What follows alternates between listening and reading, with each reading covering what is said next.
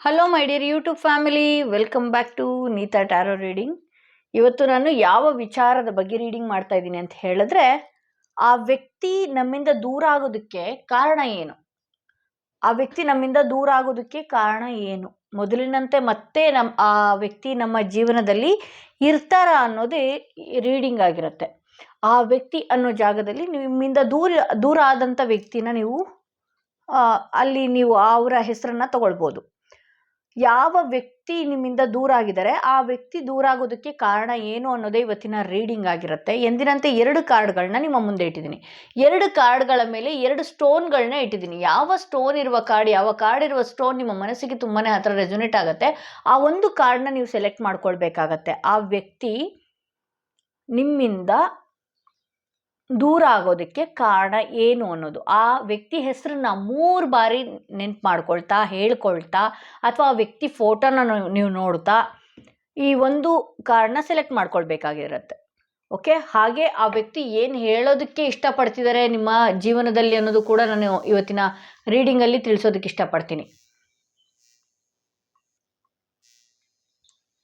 I hope ನೀವು ಒಂದು ಕಾರ್ಡ್ನ ಸೆಲೆಕ್ಟ್ ಮಾಡ್ಕೊಂಡ್ರಿ ಅಂತ ಹೇಳಿ. ಯಾರೆಲ್ಲ ಮೊದಲನೇ ಕಾರ್ಡ್ ಸೆಲೆಕ್ಟ್ ಮಾಡ್ಕೊಂಡಿದ್ದೀರಿ, ಆ ವ್ಯಕ್ತಿ ನಿಮ್ಮ ಜೀವನದಿಂದ ದೂರ ಆಗ್ತಾ ಇರೋದಕ್ಕೆ ಕಾರಣ ಏನು, ಮೇನ್ ರೀಸನ್ ಏನು ಅನ್ನೋದೇ ಇವತ್ತಿನ ರೀಡಿಂಗ್ ಆಗಿರುತ್ತೆ.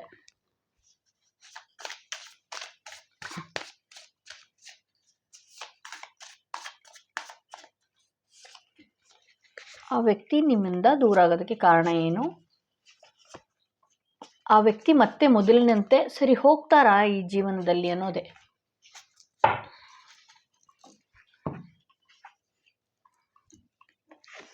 ಓಕೆ, ಇಲ್ಲಿ ಸ್ವಾರ್ಡ್ಸ್ ಬಂದಿದೆ ಮೊದಲನೆಯ ಕಾರ್ಡ್.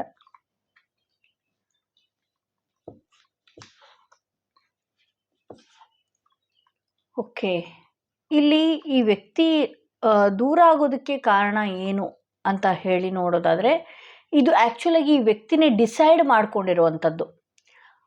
ಇಲ್ಲಿ ಈ ವ್ಯಕ್ತಿಯ ವಿಚಾರದಲ್ಲಿ ನಾನು ನೋಡೋದಕ್ಕೆ ಬಂದರೆ ಹೊಸ ಲೈಫ್ ಸ್ಟೈಲ್ ಬೇಕು. ಅಂದರೆ ಈ ವಿಚಾರದಲ್ಲಿ, ಈ ಸಂಬಂಧದ ವಿಚಾರದಲ್ಲಿ ನೀವು ಮಾತಾಡಿರುವಂಥ ಮಾತುಗಳಿಂದ ಆಗಿರ್ಬೋದು, ಅಥವಾ ನೀವು ಇರುವಂಥ ರೀತಿಯಿಂದ ಬೋರ್ ಅನಿಸಿದೆ ಅಂತ ತೋರಿಸುತ್ತೆ.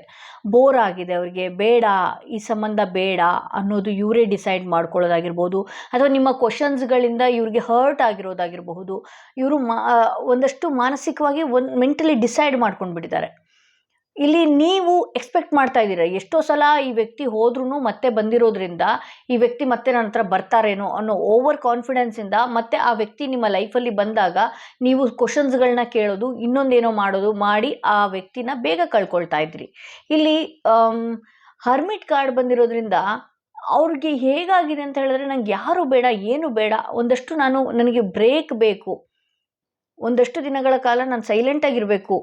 ಅಲ್ಲಿ ನಿಮ್ಮಿಂದ ಆಗಿರ್ಬೋದು ಅಥವಾ ಅವರಿಂದ ಆಗಿರ್ಬೋದು ಕೆಲವೊಂದು ಆಗುವಂಥ ಸಾಧ್ಯತೆಗಿಂತ ಒಂದಷ್ಟು ನಾನು ಸೈಲೆಂಟಾಗಿರೋದು ಉತ್ತಮ ಅನ್ನೋದು ತೋರಿಸ್ತಾ ಇದ್ದಾರೆ. ಇಲ್ಲಿ ಆ ವ್ಯಕ್ತಿ ಮತ್ತೆ ಬರ್ತಾರಾ, ಆ ವ್ಯಕ್ತಿ ದೂರ ಆಗೋದಕ್ಕೆ ಕಾರಣ ಏನು ಅಂತ ಹೇಳಿದ್ರೆ ಇದೇ ರೀಸನ್, ಮೇನ್ ರೀಸನ್. ನೀವೇನು ಕ್ವಶನ್ಸ್ಗಳನ್ನ ಕೇಳೋದು, ಅವ್ರಿಗೆ ಚುಚ್ಚು ಮಾತಾಡೋದಾಗಿರಬಹುದು, ನಿಮ್ಮ ಮಾತಿನಿಂದ ಹರ್ಟ್ ಆಗಿದ್ದಾರೆ. ಒಂದು, ನೀವು ಕೇಳುವ ಪ್ರಶ್ನೆಗಳಿಂದ ಅವ್ರು ಎಷ್ಟೇ ತಪ್ಪುಗಳನ್ನ ಮಾಡಿರಲಿ, ನೀವು ಎಲ್ಲಿ ಏನು ಕ್ವಶನ್ಸ್ಗಳನ್ನ ಕೇಳ್ತಿರೋ ಅಂತ ಹೇಳಿ ಅವರು ಒಂದಷ್ಟು ನಿಮ್ಮಿಂದ ಅಂತರಗಳನ್ನ ಪಡೆದುಕೊಳ್ತಾ ಇದ್ದಾರೆ ಅಂತ ಹೇಳಬಹುದು. ಆ ವ್ಯಕ್ತಿಯ ಮನಸ್ಸಿನಲ್ಲಿ ನಿಮ್ಮ ಮೇಲೆ ಪ್ರೀತಿ ಇದೆ, ಈಗಲೂ ಇದೆ ಪ್ರೀತಿ, ಮುಂದೆನೂ ಇದೆ.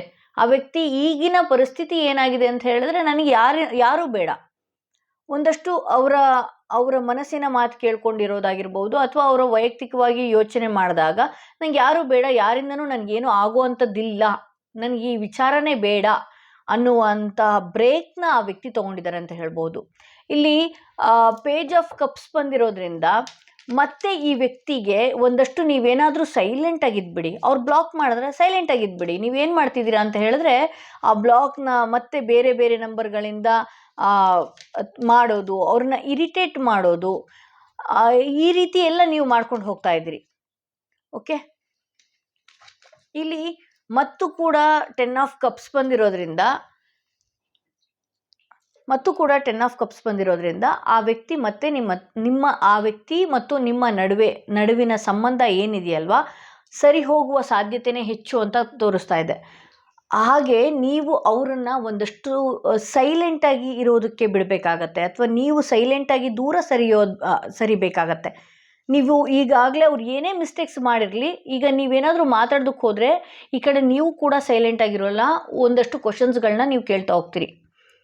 ಇಲ್ಲಿ ಆ ವ್ಯಕ್ತಿಯ ಮನಸ್ಸಿನ ಮಾತು ಏನಾಗಿದೆ ಅಂತ ಹೇಳಿದ್ರೆ, I left when I saw you with someone. ನಾನು ನಿನ್ನನ್ನು ಯಾರೊಂದಿಗಾದರೂ ನೋಡಿದಾಗ ನಾನು ಏನಾಗುತ್ತೆ, ನನಗೊಂಥರ ಬೇಜಾರಾಗೋದಕ್ಕೆ ಶುರುವಾಗತ್ತೆ ಅಂತ ಹೇಳ್ಬೋದು. ನಾನು ನಿನ್ನನ್ನು ಯಾರೊಟ್ಟಿಗಾದರೂ, ಅಂದರೆ ಅವ್ರಿಗೆ ಪೊಸೆಸಿವೂ ಇದೆ, ಬಟ್ ಆದರೆ ನೀವು ನೀವು ಇರಿಟೇಟ್ ಮಾಡ್ತಿರೋದಕ್ಕೆ ಅವ್ರು ಅಂತರ ಪಡ್ಕೊಳ್ತಾ ಇದ್ದಾರೆ ಅಂತ ಹೇಳ್ಬೋದು. I regret lying to you. ನನಗೆ ಸುಳ್ಳು ಹೇಳೋದಕ್ಕೂ ಹಿಂಸೆ ಅನಿಸುತ್ತೆ. ಇಲ್ಲಿ ನೀವು ಏನೇ ಸತ್ಯ ಗೊತ್ತಿದ್ರೂ ಅವ್ರನ್ನ ಪದೇ ಪದೇ ಕೇಳೋದಾಗಿರ್ಬೋದು. ಈ ಕಡೆ ಆ ವ್ಯಕ್ತಿ ಸುಳ್ಳು ಹೇಳೋದಕ್ಕೂ ಹಿಂಜರಿತಾ ಇದ್ದಾರೆ ಅಂತಲೇ ಹೇಳ್ಬೋದು. ಅಂದರೆ ಅವರ ಮೆಂಟಲಿ ಗೊತ್ತಿದೆ ಅವ್ರಿಗೆ, ನಾನು ಈಕೆಗೆ ಮೋಸ ಮಾಡಿದ್ದೀನಿ ಏನು ಅನ್ನೋದು ಎಲ್ಲ ಗೊತ್ತಿದೆ. ಬಟ್ ಅದೇ ರೀತಿ ಅವರು ಮತ್ತೆ ನಿಮ್ಮನ್ನು ಒಳ್ಳೆ ರೀತಿ ನೋಡ್ಕೊಳ್ಳೋದಕ್ಕೆ ಅಂತ ಬಂದಾಗ, ನೀವು ಪ್ರಶ್ನೆ ಕೇಳೋದಕ್ಕೆ ಬಂದಾಗ, ಆ ಪ್ರಶ್ನೆಗಳ ಮೇಲೆ ಪ್ರಶ್ನೆಗಳು ಹೇಳ್ತಾ ಇದ್ದಾಗ ಈ ಕಡೆ ನಿಮ್ಮನ್ನು ಸುಮ್ಮನೆ ಇರಿಸೋದಕ್ಕೆ, ಸುಳ್ಳು ಹೇಳೋದಕ್ಕೂ ಕೂಡ ಅವ್ರಿಗೆ ಮನಸ್ಸಾಗ್ತಾ ಇಲ್ಲ ಅಂತ ತೋರಿಸ್ತಾ ಇದೆ. ಸೊ ಇಲ್ಲಿ next card, I am grateful for this spiritual lesson.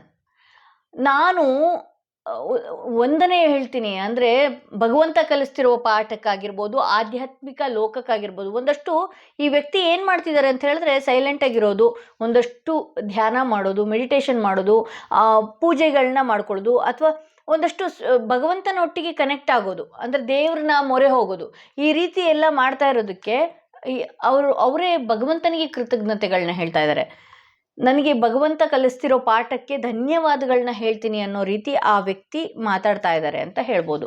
ಆ ವ್ಯಕ್ತಿಯ ಮನಸ್ಸಿನ ಮಾತಿದಾಗಿರುತ್ತೆ. ಆ ವ್ಯಕ್ತಿ ಮತ್ತೆ ಹಿಂತಿರುಗ್ತಾರ ಅಂತ ಏನಾದರೂ ನೋಡೋಕೆ ಹೋದರೆ, ಎಸ್, ಆ ವ್ಯಕ್ತಿ ಮತ್ತೆ ಬರ್ತಾರೆ. ಆ ವ್ಯಕ್ತಿ ದೂರ ಆಗೋದಕ್ಕೆ ಕಾರಣನೇ ನೀವಾಗಿದ್ದೀರಿ ಅಂತಲೂ ಕೂಡ ಹೇಳ್ಬೋದು. ಯಾಕೆ ಮೇಡಮ್ ನಾನು ಕಾರಣ ಆಗಿರ್ತೀನಿ ಅಂತ ಹೇಳಿದ್ರೆ, ನಿಮ್ಮ ಕ್ವಶನ್ಸ್ಗಳಿಂದ ಆ ವ್ಯಕ್ತಿ ಹೌದು ತಪ್ಪು ಮಾಡಿದ್ದಾರೆ, ಬಟ್ ಆದರೆ ನೀವು ಅದನ್ನು ಬಿಡ್ತಾನೂ ಇಲ್ಲ, ಆ ವಿಚಾರಗಳನ್ನ ನೀವು ಬಿಡ್ತಾ ಇಲ್ಲ. ನೀವು ಒಂದು ಗ್ರ್ಯಾಟಿಟ್ಯೂಡ್ ಭಾವದಿಂದನಾದರೂ ಅವರನ್ನು ಸುಮ್ಮನಾಗಿಸೋದಕ್ಕೆ ಬಿಡ್ತಾ ಇಲ್ಲ ಅಂತ ಹೇಳ್ಬೋದು.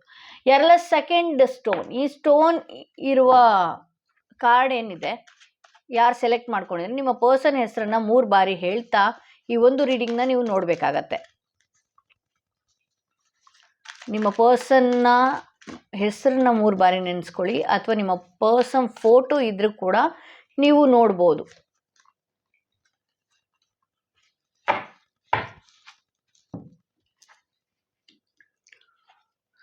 ಸೊ ಕ್ವೀನ್ ಆಫ್ ಪೆಂಟಿಕಲ್ಸ್ ಬರ್ತಾ ಇದೆ, 4 ಆಫ್ ವಾಂಡ್ಸ್ ಬರ್ತಿದೆ. ಈ ವಿಚಾರದಲ್ಲಿ ಗಂಡ ಹೆಂಡತಿಯರು ಕೂಡ ನೋಡ್ತಾ ಇದ್ದೀರಿ ಅಂತಲೂ ತೋರಿಸ್ತಾ ಇದೆ. ಇಲ್ಲಿ ಒಳ್ಳೆಯ ಸಂಬಂಧ, ಒಳ್ಳೆಯ ಲೈಫು, ಈಗ ಯಾವುದೋ ಒಂದು ವಿಚಾರದಲ್ಲಿ ನೀವು ನೋವು ಅನುಭವಿಸಿದಿರಿ, ಆ ವ್ಯಕ್ತಿ ನಿಮ್ಮಿಂದ ದೂರ ಆಗೋದಕ್ಕೆ ಕಾರಣ ಏನು ಅಂತ ನಾನು ನೋಡೋದಕ್ಕೆ ಹೋದರೆ, ಯಾವುದೋ ಒಂದು ಥರ್ಡ್ ಪಾರ್ಟಿ ರಿಲೇಷನ್ಶಿಪ್ ಇರಬಹುದು, ಅಥವಾ 3ನೇ ವ್ಯಕ್ತಿಗಳಿಂದ ಮಾತುಗಳನ್ನ ಕೇಳೋದಾಗಿರಬಹುದು.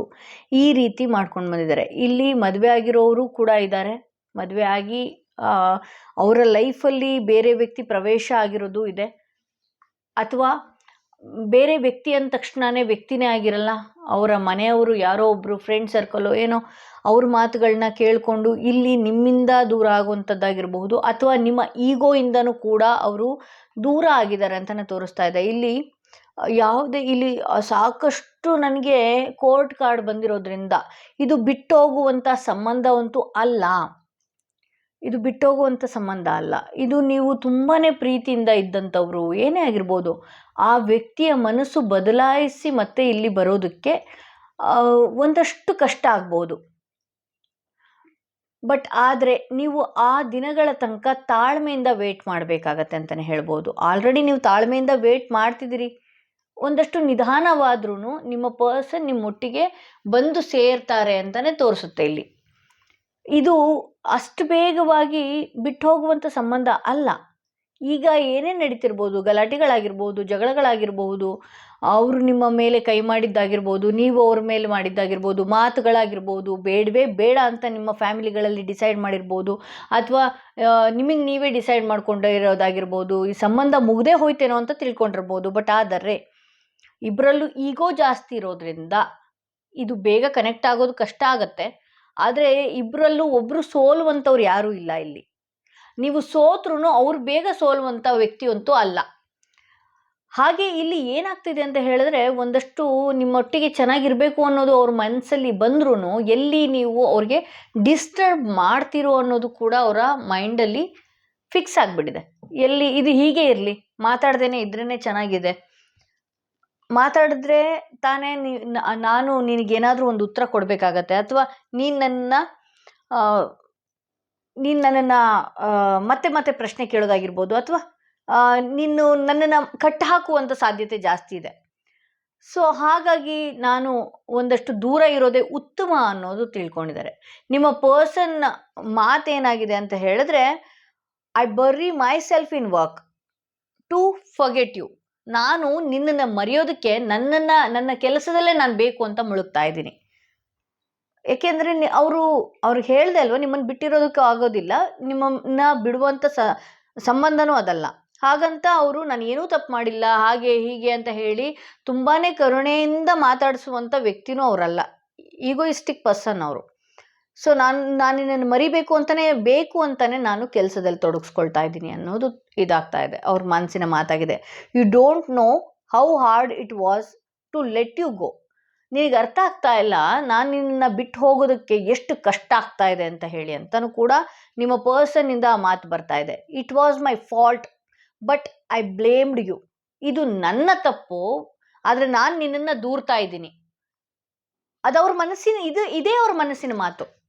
ನಾನು ಹೇಳ್ದೆ ಅಲ್ಲ, ಇದರಲ್ಲಿ ಅವ್ರ ತಪ್ಪೇ ಜಾಸ್ತಿ ಇದೆ. ಇದು ಮದುವೆ ಆಗಿರೋವಂಥವ್ರು ನೋಡ್ತಿದ್ದೀರಿ ಅಂತಲೂ ಹೇಳ್ಬೋದು, ಅಥವಾ ಒಂದು ಪ್ರೇಮಿಗಳು ನೋಡ್ತಾ ಇದ್ದೀರಿ ಅಂತಲೇ ಹೇಳ್ಬೋದು. ಇವರು ನಿಮ್ಮಿಬ್ಬರದ್ದು ಸಂಬಂಧ ಬಿಟ್ಟು ಹೋಗೋಂಥ ಸಂಬಂಧ ಅಲ್ಲ. ಬಟ್ ಆದರೆ ಈಗೋನು ಜಾಸ್ತಿ ಇದೆ, ನಿಮ್ಮ ಕ್ವಶನ್ಸ್ಗಳಿಗೆ ಅವ್ರು ಆನ್ಸರ್ ಮಾಡದೇ ಇರೋದು ಹೆಚ್ಚಿದೆ. It was my fault but I blamed you ಅಂದರೆ ಆ ತಪ್ಪು ಅವ್ರದ್ದಿದೆ ಅಂತ ಅವ್ರಿಗೆ ಚೆನ್ನಾಗಿ ಗೊತ್ತಿದೆ. ಬಟ್ ಆದರೂ ನಾನು ನಿನ್ನನ್ನೇ ದೂರೋದು ಅಂತಲೂ ಹೇಳ್ತಾರೆ ಅವರು. ನಾನು ನಿನ್ನನ್ನು ದೂರ ಬಿಟ್ಟೆ ಅಂತಲೂ ಹೇಳ್ತಾರೆ. ಅದು ಅವ್ರ ಮನಸ್ಸಿಗೆ ತುಂಬಾ ಅರಿವಾಗಿದೆ. ಈಗ ನೀವು ಫೋನ್ ಮಾಡಿದಾಗ ಅವ್ರಿಗೆ ಇರಿಟೇಟ್ ಆಗ್ತಾ ಇರತ್ತೆ, ಅವ್ರಿಗೆ ಒಂದಷ್ಟು ಹಿಂಸೆ ಆಗ್ತಾ ಇರತ್ತೆ. ಆಗ ನಿಮ್ಮ ಮೇಲೆ ದೂರ ಬಿಡೋದು, ಪದೇ ಪದೇ ಕಾಲ್ ಮಾಡ್ತಾಳೆ. ನಿಮಗೆ ತುಂಬ ಚೆನ್ನಾಗಿ ಗೊತ್ತು, ಅವ್ರು ಒಂದು ಸಲ ಎತ್ತಿ ಕಾಲ್ನ ಚೆನ್ನಾಗಿ ಮಾತಾಡ್ಸಿದ್ರೆ ಸಾಕು ಅಂತ ನೀವು ಅಂದ್ಕೊಳ್ತೀರಿ. ಬಟ್ ಅವ್ರು ಅದು ಮಾಡಲ್ಲ, ಪದೇ ಪದೇ ಕಾಲ್ ಮಾಡ್ತಾಳೆ ಅಂತ ದೂರುಗಳನ್ನ ನಿಮ್ಮ ಮೇಲೆ ಹೇಳೋದು. ಅಥವಾ ನೀವು ಊಟಕ್ಕೋ ಅಥವಾ ಇನ್ನೊಂದಕ್ಕೋ ಏನೋ ಒಂದು ಅವ್ರನ್ನ ಬಲವಂತವಾಗಿ ಕರೆಯೋದಕ್ಕೆ ಮಾಡಿದ್ರೆ, ಅಲ್ಲಿ ಆ್ಯಕ್ಚುಲಾಗಿ ಅವರು ಬಂದು ಖುಷಿಯಿಂದ ಮಾತಾಡಿದ್ರೆ ನೀವು ಬಲವಂತ ಮಾಡಲ್ಲ. ಬಟ್ ಆದರೆ ಆ ವ್ಯಕ್ತಿ ಆ ಥರ ಮಾಡಲ್ಲ. ಸೊ ಈ ವ್ಯಕ್ತಿ ಮತ್ತೆ ಹಿಂತಿರುಗ್ತಾರ ಅಂದರೆ ಎಸ್, ಅಗೇನ್ ಮತ್ತೆ ಹಿಂತಿರುಗ್ತಾರೆ ಅಂತಲೇ ಬಂದಿದೆ. ಈ ಕಾರಣಲ್ಲೂ ಕೂಡ ಇದು ಇವತ್ತಿನ ರೀಡಿಂಗ್ ಆಗಿತ್ತು. ಐ ಹೋಪ್ ಈ ವಿಡಿಯೋ ನಿಮಗೆ ಹೆಲ್ಪ್ಫುಲ್ ಆಗಿದೆ ಅಂತ ಹೇಳಿ, ಯಾರೆಲ್ಲ ಫಸ್ಟ್ ಟೈಮ್ ನನ್ನ ವಿಡಿಯೋ ನೋಡ್ತಾ ಇದ್ದರೆ ದಯವಿಟ್ಟು ಸಬ್ಸ್ಕ್ರೈಬ್ ಮಾಡೋದನ್ನ ಮರಿಬೇಡಿ. ಯಾರಿಗೆಲ್ಲ ಇಂಡಿವಿಜುವಲ್ ಪರ್ಸನಲ್ ಟಾರೋಟಿಂಗ್ ಸೆಷನ್ ಬೇಕು ಅನ್ನೋದಾದರೆ ಡಿಸ್ಕ್ರಿಪ್ಷನಲ್ಲಿ ಕೊಟ್ಟಿರುವ ನಂಬರ್ಗೆ ಕಾಲ್ ಮಾಡಿ ಮುಂಚಿತವಾಗಿ ಅಪಾಯಿಂಟ್ಮೆಂಟ್ ತೊಗೊಳ್ಳಿ ಅಂತ ಹೇಳ್ತಾ ನಾನು ನನ್ನ ರೀಡಿಂಗ್ನ ಇಲ್ಲಿಗೆ ಮುಗಿಸ್ತಾ ಇದ್ದೀನಿ.